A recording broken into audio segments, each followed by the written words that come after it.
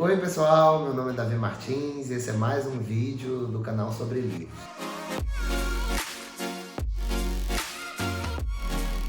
No vídeo de hoje nós vamos fazer a primeira resenha do canal. Antes de seguir para a resenha, nós vamos falar bastante coisa desse livro hoje. Gostaria de pedir para vocês, dá um like no vídeo, compartilha com amigos, compartilha com conhecidos, compartilha com quem quer que você ache que vai fazer bom proveito das informações que a gente está trazendo nesse vídeo. A gente gosta muito de comentário, a gente está respondendo todos os comentários, a gente está aprendendo também com os comentários, aprendendo bastante com os comentários, e a gente está incorporando as sugestões dos comentários desde já. Inclusive, Halloween tá aí, né? Podemos ter surpresas pela frente. Vamos fazer um mistério. O que vai rolar no canal no Halloween, né? Mas é isso, Halloween tá aí. Só fica essa dica aí. O que vocês acham que vai ter no Halloween? Comenta aí. A gente acha essa interação com vocês muito importante pro nosso canal e a gente está muito feliz com tudo isso que está acontecendo e com todas as interações que vocês estão trazendo. Então vamos começar. Falando do livro Chuva de Papel, da Marta Batalha. Eu li esse livro em julho agora, né, em julho de 2023. Eu vou colocar ele aqui em destaque. Então acho que a primeira coisa, né, é como que eu descobri esse livro. Esse livro, na verdade, eu não comprei pela história em si, nem pela capa, apesar da capa ser bonita. Eu comprei pela autora, a Marta Batalha. Então a Marta Batalha foi uma autora que eu li a primeira vez no ano passado. Foi um livro que você me deu, né, que ele Nunca Houve um Castelo. E eu gostei pra caramba do livro, achei o livro muito bom, achei muito interessante e imersivo, assim. Sabe aquele livro que você começa a ler e não consegue parar de ler? Então é o livro Nunca Houve um Castelo. Então eu olhei, pô, livro novo da Marta Batalha, numa das nossas idas aquela travessa do Leblon ali. A livro novo da Marta Batalha eu vou levar. Então assim, a história de como eu descobri esse livro é simples assim, né? É um livro que é o livro novo da Marta Batalha que a gente resolveu comprar, porque queria saber o Nunca Houve um Castelo de novo. Mas quem que é a Marta Batalha? A Marta Batalha, ela é, para mim, uma das grandes autoras dos dias de hoje. A Marta Batalha, ela é colunista do Jornal Globo. A Marta Batalha está escrevendo já seu terceiro livro, esse aqui, né? Então tem outros dois antes, Nunca Houve um Castelo e A Vida Invisível de Eurídice Guzmão, que inclusive representou o Brasil no Oscar, acho que foi para Cannes. Ela tem prêmio, ela concorreu, acho que foi finalista Jabuti, vice-finalista do Oceanos. Então assim, a Marta Batalha é uma pessoa muito importante. Fundou uma editora, Desiderata. Então essa é a Marta Batalha institucional. Para mim, a Marta Batalha é uma pessoa extremamente sensível, que consegue escrever diálogos super verossímeis. As histórias em si, a narrativa, né, ela é simples. Ela não é muito complicada, então é uma narrativa super acessível. Mas os temas que ela aborda são muito complexos e ela aborda com uma delicadeza, uma sutileza, e ela usa também do humor para dar uma quebrada um pouco na tragédia que normalmente ela apresenta. Então assim, essa é a Marta Batalha para mim hoje. Gosto muito dela, estou esperando o quarto livro e quero ler o primeiro que a gente ainda não leu, que é o Vida Invisível de Eurídice Guzmão. Nunca Houve um Castelo a gente gostou bastante também. Vai ter resenha no canal aí.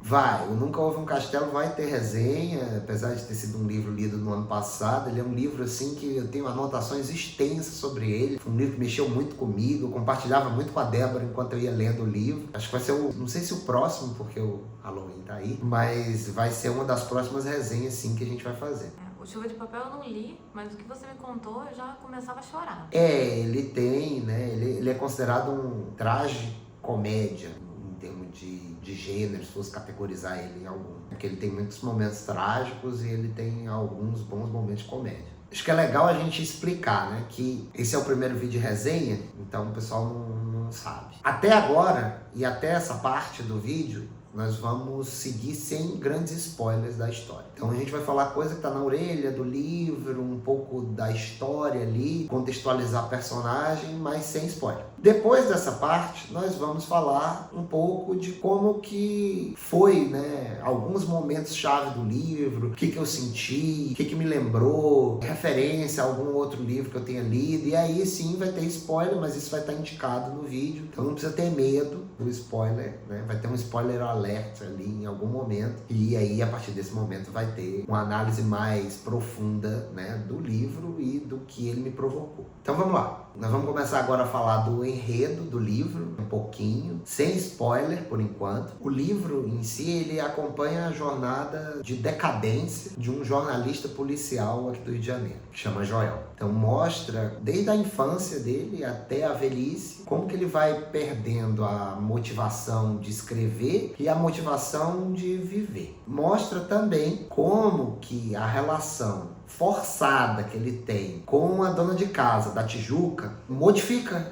ele de alguma forma, a ponto dele ter de novo motivação para escrever. Então assim, o enredo, a base do livro é essa. O Joel, ele é esse repórter investigativo, repórter policial romantizado. Sabe aquele cara que fuma e bebe uísque, que vai atrás da notícia? Ele é essa figura, né? Então é a profissão romantizada do repórter do século passado. E ele acompanha a história recente do Rio de Janeiro e a história recente do jornalismo carioca e, por que não, brasileiro, né? Indo por um caminho que chega no que a gente tem hoje, jornalismo mais sanguinolento ali. O Joel, ele é um cara bem misógino, também é uma representação dessa figura, desse jornalista romantizado. Ele é um cara que ele carrega uma certa indiferença com a condição das outras pessoas e isso fica mais claro ao longo da história de por que isso acontece. Glória, que é a dona de casa da Tijuca, ela é uma pessoa também dura, por outros motivos. Ela representa todas aquelas mães solteiras que tiveram que deixar a própria vida de lado, os próprios sonhos, para que o filho tivesse uma condição melhor. Então essa eu acho que é o personagem da Glória ali. E o legal da história, eu falei que o enredo era simples, mostrava essa decadência do Joel e tal. Mas o legal da história é como que a interação do Joel com a Glória e com os outros personagens, como o mentor dele no jornal, que é o Farinha, o Araci, que é a vizinha folgada da Glória, como que a interação entre os personagens vai fazendo essa construção do caráter ou dessas características que a gente vai percebendo deles, assim. Então eu gostei muito dessa dinâmica do livro. Os diálogos, eles são muito bem construídos, como eu tinha falado, é uma característica da Marta Batalha. Você sente assim que são pessoas de verdade, você sente como se você estivesse espiando numa fechadura, assim, vendo as pessoas conversando. Muito legal isso dela. Ela tem, né, durante a história, tem momentos muito trágicos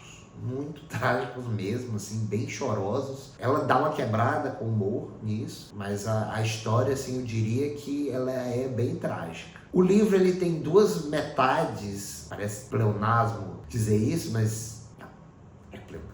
O livro, ele tem duas partes bem definidas, assim, que eu não posso dizer o que muda de uma para outra, mas há uma mudança na forma de narrar, há uma mudança na dinâmica do livro, e há uma mudança porque o que você acha que tá bom fica ainda melhor na segunda parte. Fica essa dica do livro. É isso, assim, em termos de enredo e de posicionamento geral dos personagens, sem spoilers. Se eu tivesse que recomendar o livro para alguém, né? Quem gostaria de ler esse livro, na minha opinião? Eu acho que qualquer pessoa curiosa com a história recente do Rio de Janeiro, para entender, né, como chegamos onde chegamos, qualquer pessoa curiosa com a história do jornalismo carioca, a própria Marta Batalha fala, né, em várias entrevistas que ela escreveu esse livro por causa de uma pergunta que fizeram para ela. Como é viver numa cidade tão intensa quanto o Rio de Janeiro? Por isso que tem muito desse fundo histórico que ela resgata tanto de experiência própria quanto de estudos que ela fez lendo jornais da época. Recomendo esse livro também para qualquer pessoa que queira conhecer outros autores, que não seja trend em rede social, que eu mesmo não vi nenhuma trend apontando para Marta Batalha. Eu acho que poderia ser para quem quer sofrer e chorar lendo um livro. Também, né? Para quem quer um livro muito sensível e gosta, né, de ler livros assim, eu gosto de ler livros assim, a Marta Batalha, sem dúvida, é uma recomendação também, Chuva de Papel especificamente. Agora, a gente encerra o momento de resenha do livro sem spoiler. E a partir de agora, vamos ter vários spoilers de pontos bem importantes da história que podem mexer um pouco sua experiência de ler o livro. Então estejam avisados. Então assim, o livro começa de uma forma muito intensa. O livro começa com o Joel procurando um local para se suicidar, em Copacabana. E refletindo sobre um pouco da vida dele e já procurando onde eu vou me suicidar em Copacabana. Ele resolve inclusive suicidar por aqui por perto, na rua Santa Clara. Tem muitos lugares pra se suicidar em Copacabana, né? Tem, ele fica escolhendo o prédio, porque o prédio é bom, tem que ser isso, tem que ser aquilo, tem que ter uma área aberta em cima. E ele vai, né? E ele escolhe Copacabana, é até uma das citações que está marcada aqui, porque ele fala que é um lugar onde a tragédia de um suicídio é abafada pelos excessos do bairro. É um lugar onde vai ser um suicídio e depois vai acontecer uma outra coisa qualquer. Vai ter um atropelamento, vai ter uma bateção de panela, vai ter alguma coisa que ele vai ser esquecido em seguida. Porque ele não queria ser notícia, né? Ele não queria ser importante na morte. Tem esse detalhe ali. Então, o livro, ele começa já te trazendo um grande impacto, porque suicídio é um tema muito delicado. E é um suicídio de uma pessoa que já tá mais pro idoso do que pro adulto. O que acontece? Ele vai, se suicida, pula e não acontece nada. Ele vai pro hospital, fica bem, entre aspas, ele precisa ter uma recuperação, mas ele ganha uma dívida quando ele faz isso. É uma coisa bem do Rio de Janeiro. Ele ganha uma dívida porque ele cai em cima de uma Kombi e a Kombi era parcelada e ele ganha uns boletos para pagar porque ele danifica a Kombi, né? E qual que era o motivo dele se matar, querer se matar? Esvaziamento de sentido da vida. Tinha mais por que ele existia? Não, ele assim, ele vai se degradando ao longo do tempo. Então ele é um jovem super empolgado quando ele entra no jornal e vai mostrando a decadência moral dele ao longo dos anos, como que ele se permite algumas situações. Um exemplo bom, tem uma vez que ele chega para a notícia e a notícia era assaltantes foram mortos e tal, mas ele chegou lá e os assaltantes não estão mortos ainda. E o miliciano que o recebe, que foi quem anunciou que ia ter, disse: jornalista bom é assim, é aquele que chega com a notícia ainda nem aconteceu, a notícia vai pegar a notícia quente. Então assim, ele tem essa degradação moral até por causa da atividade e ele desenvolve essa indiferença por causa disso, que ao longo dos anos ele vai vivenciando o que tem de mais violento e essa formação da milícia no Rio de Janeiro, e ele vai ficando indiferente à condição humana, assim. Então ele não sente pena de ninguém, ele é uma pessoa bem fria, mas mais de uma frieza desenvolvida do que de uma frieza inata. Alguma coisa que vem dele, assim. O início dele, a Marta Batalha escreveu um pouco baseado nela. Escreveu. A Marta Batalha trabalhou muito aqui nos jornais do Rio de Janeiro e ela fala isso, ela começou fazendo clipping no jornal, que é aquele trabalho de procurar notícias de um determinado tema, fazer recorte do jornal. E ela trouxe muito dessa experiência e ela trouxe muito também, ela falou que ficou muito tempo imersa na biblioteca, não sei agora qual aqui do Rio de Janeiro, que ela pegou todos os jornais de época e ficou lendo. Então ela leu anos e anos dos jornais, nos últimos 60 anos, para criar essa atmosfera e para trazer muitas notícias inspiradas em notícias que ela viu por lá. Então assim, o Joel, ele é um cara que é difícil você empatizar de cara com ele, mas você vai construindo essa empatia à medida que vai acontecendo as coisas na vida dele. É difícil de empatizar também, porque ele é um cara super misógino e ele tem um alcoolismo ali associado, até por causa dessa questão do repórter policial que bebe, fuma. Então assim, esse é o panorama da vida do Joel. E quando ele cai na Kombi lá, que ele vai pro hospital, tá um colega dele do jornal de antigamente.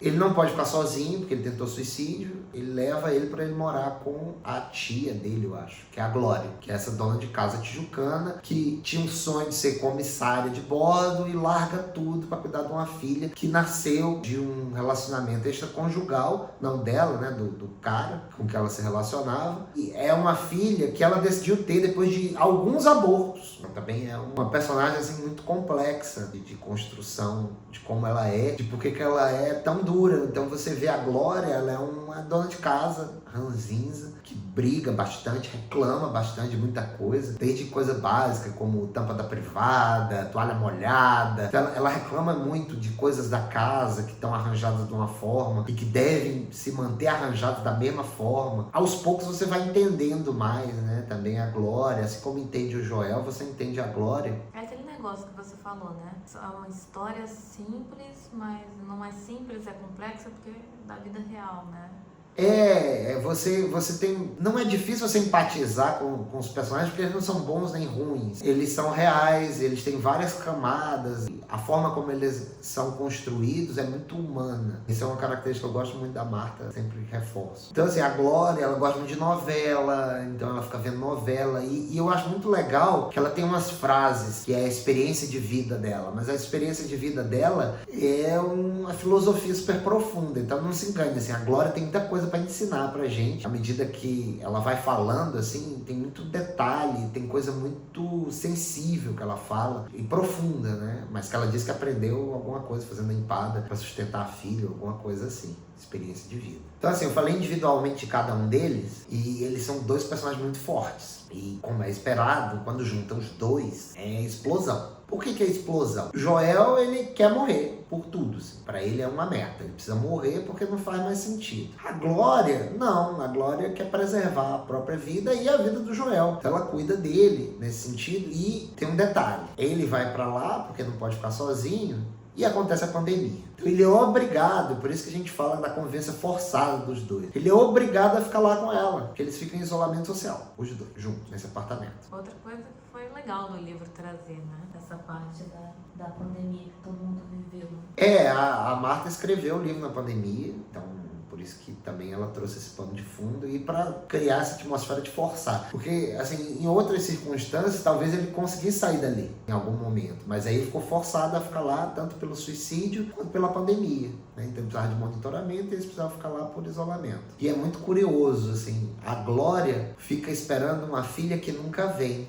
E o Joel fica esperando uma ex-mulher que nunca volta. E nessas esperas e nesses vazios que tem dentro deles é que a relação entre os dois vai acontecendo e você vai conhecendo mais os dois e você vai entendendo mais o que se passa na cabeça dos dois e como eles são formados, assim. Achei muito curioso isso, né, dessas ausências ali. Então, tava tudo relação, pandemia, mas aí acontece uma coisa no livro que mexe com a gente e muda radicalmente a história aí que eu falei que tem duas partes. Né? A gente vai acompanhando o Joel e acha até que ele tem a questão da obsessão em morrer, de vez em quando aparece, intercalado com as histórias dele do passado, até para mostrar como é que ele chegou nesse ponto. Mas é um momento ali que você acha que as coisas estão se acertando. E a primeira vez que ele fica sozinho, salvo engano, logo depois que passa aquele momento do isolamento social, que a Glória sai, ele se embriaga e tenta se matar de novo. E ele tenta se matar com gás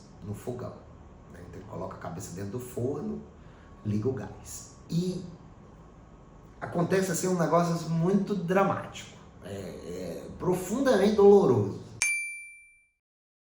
A Glória chega... Será que devia contar essa parte? Porque essa parte é muito dolorosa. Mas se eu não contar, perde o que eu vou falar em seguida. As outras coisas que eu queria comentar. Tá bom. Então é major spoilers coming. Agora sim. Agora é uma mudança radical na narrativa do livro. A Glória chega em casa desesperada, vê ele ali e fica desesperada. E ela salva ele já tá desacordado com a cabeça no forno. Já tá me doendo antes de você contar. E nessa dela salvar ele, ela escorrega e morre. E assim, é difícil não chorar, né? Porque eu tô lembrando do momento em que eu li, assim, e é muito, como eu falei, é profundamente trágico. Assim. E ela bate a cabeça numa quina viva de alguma coisa, de uma pia, de uma mesa, e o Joel acorda e vê ela ali caída e vai falar com ela, né? Tentar falar com ela, e ela fala, eu tenho que fazer uma empada, minha filha vai vir. Vai ficar pior ainda. Minha filha vai chegar. E o Joel, mas cadê sua filha? Cadê o telefone? Ela vai vir. E ele vai, e ele não consegue entrar em contato com a filha, e a Glória morre. E depois ele conversando com a Araci, a vizinha, ele descobre que a filha dela tá morta há muito tempo.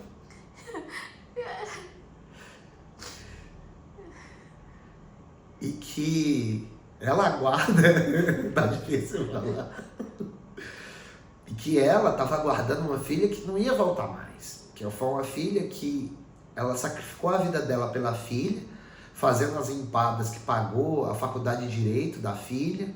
A filha brigou com ela, saiu de casa e foi morar com um marido, um namorado, e não volta mais. E ela fica eternamente aguardando isso. E um dia ela volta, elas discutem ali, e quando ela sai de casa ela é atropelada e morre. Uma daquelas notícias que o Joel cobre de forma sanguinolenta, carniceira ali, foi uma notícia super importante. Eu acho muito legal essa passagem, assim. Foi uma notícia que impactou muito a vida da Glória e da Aracy, que a Aracy depois conta, que é a vizinha, né? Conta isso pra ele, mas que pro Joel passou completamente batido. Porque ele via tanto isso, ele banalizou isso de uma forma, essa violência, para poder exercer a profissão da forma que tinha se transformado, né, a profissão dele. Assim, é um ponto muito sensível. E ele viveu esse tempo todo de pandemia com ela ali, não sabia que a filha dela estava morta, porque ela sempre falava da filha dela como se ela estivesse viva. Por que é importante falar da morte da Glória? É que a partir desse momento é que a gente começa a conhecer mais a Glória. Só a partir desse momento. O requinte de crueldade da Marta Batalha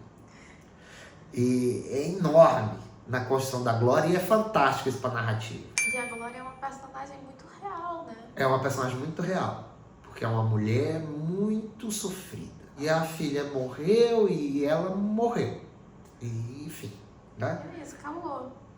Então, o pós, né? Aí você diz, pô, acabou a história, o que vai ter, né, depois disso? Depois disso, a gente começa a conhecer a história da Glória. Porque uma coisa que eu não falei, e que a Glória fala muitas vezes, desde o começo do livro, quando eles se encontram, é que ela está escrevendo um livro. Então ela diz, eu estou escrevendo um livro, e o Joel até sacaneia ela várias vezes. Assim, livro de quê? O que você tem para escrever? Você é um dono de casa da Tijuca? Você não tem nada para escrever. E ela diz, eu vou contar a minha história. E é nesse momento que a gente começa a conhecer a história dela, porque pro Joel, o Joel continua morando no apartamento dela, porque o sobrinho dela deixa ele ficar lá, e ele recebe gravações em fita da vida da Glória. Mas ela gravou essas fitas. De novo, o Joel herda uma dívida, que é a dívida dela com a editora. Ele tem que dar um jeito de arrumar dinheiro para pagar a editora e pagar a Kombi. Então a lição de moral é essa: pagar boleto te mantém vivo. Pagar boleto mantém vivo. Você falou isso e você me lembrou de um momento muito sensível de um filme que a gente viu. Ai, meu Deus. Que é o Edifício Master. É mais triste ainda, porque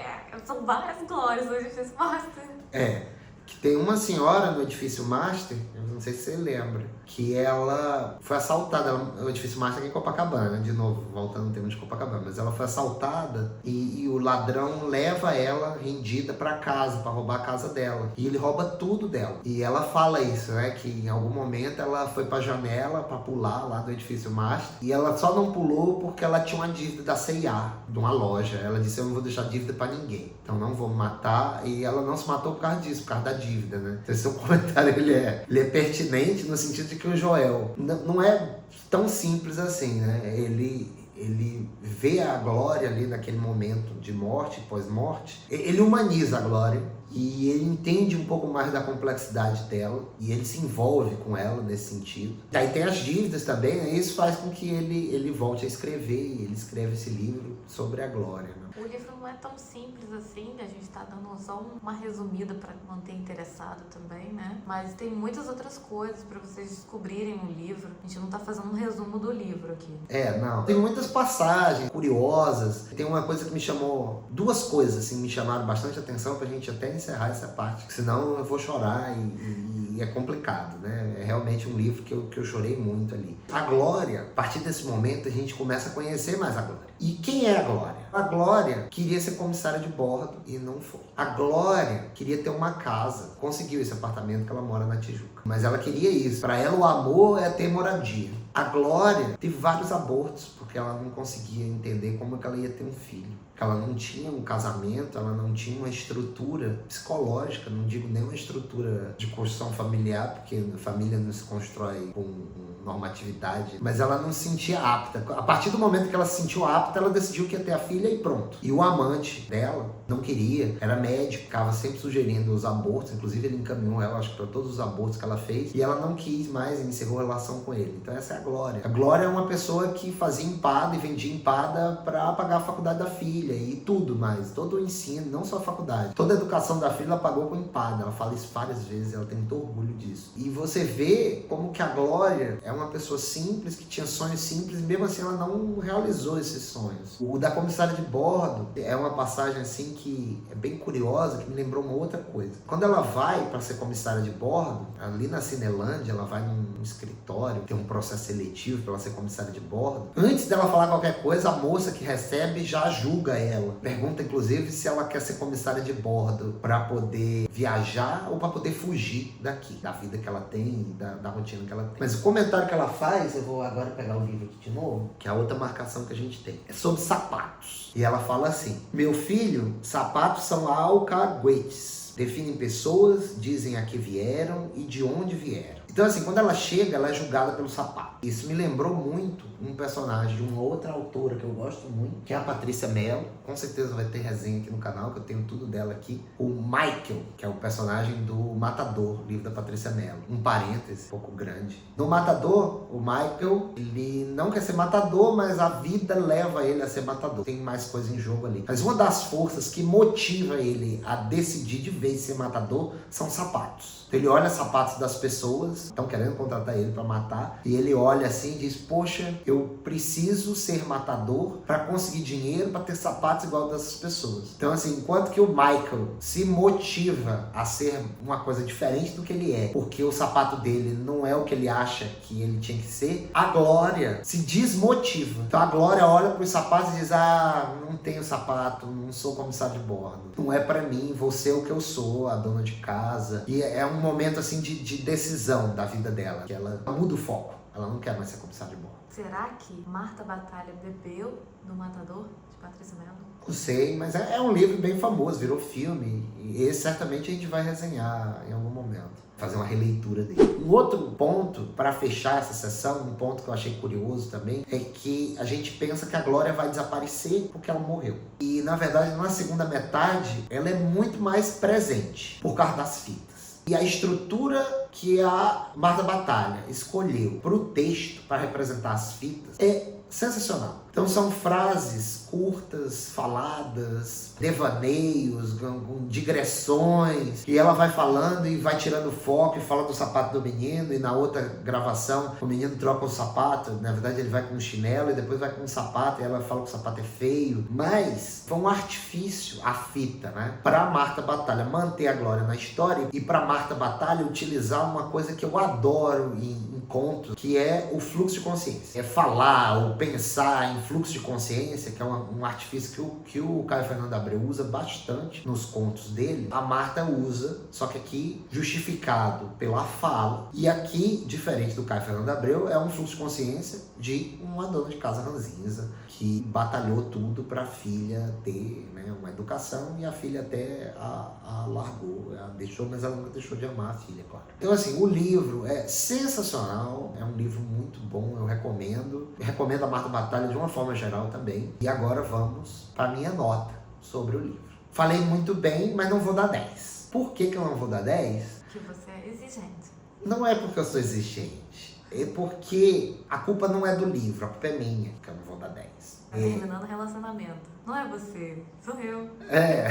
Não, eu não tô terminando. Porque eu quero ler o quarto livro da Marta Batalha e quero ler Eurídice Gusmão, né, o primeiro. Eu comprei o livro esperando Nunca Houve um Castelo. E não é Nunca Houve um Castelo. Eu acho Nunca Houve um Castelo melhor do que Chuva de Papel. Esse é o primeiro motivo, assim, e eu tô dizendo que não é culpa da Marta Batalha, porque eu que fui, como fã, querendo uma continuação, querendo Nunca Houve um Castelo 2, e na verdade encontrei outra coisa. Que é sensacional. Que é muito bom, mas não é Nunca Houve um Castelo, então eu vou baixar um pouco a nota.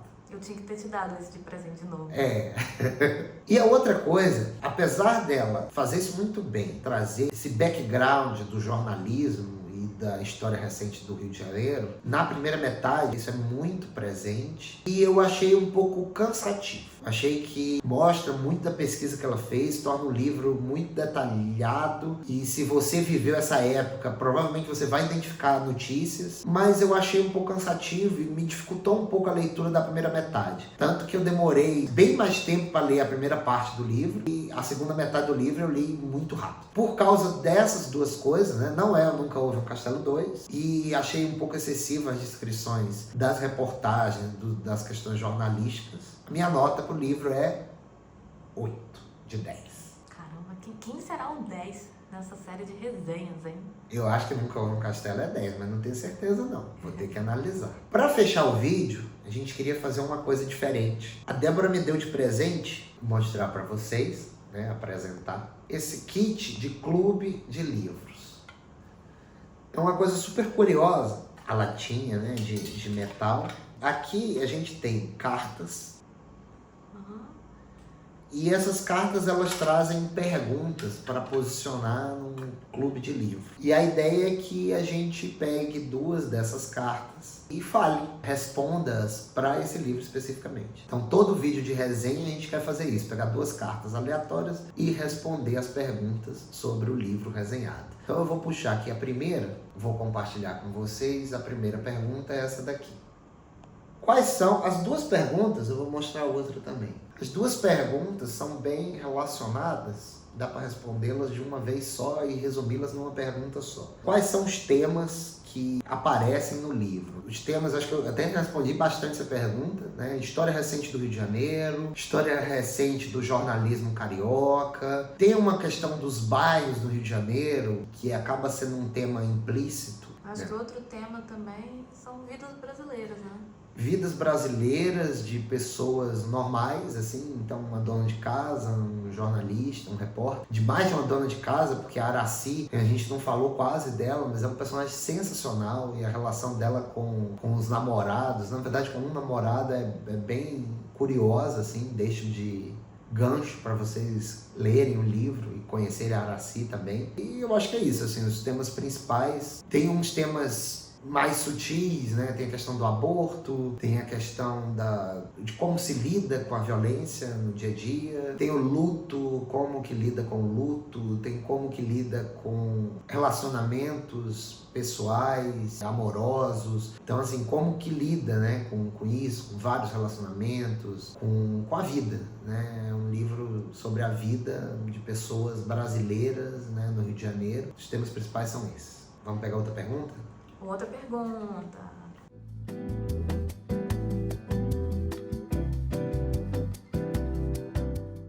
Mais 2 perguntas. A primeira é se eu penso que o livro é baseado na história ou dirigido pelos personagens. Olha, eu acho que ele é dirigido pelos personagens.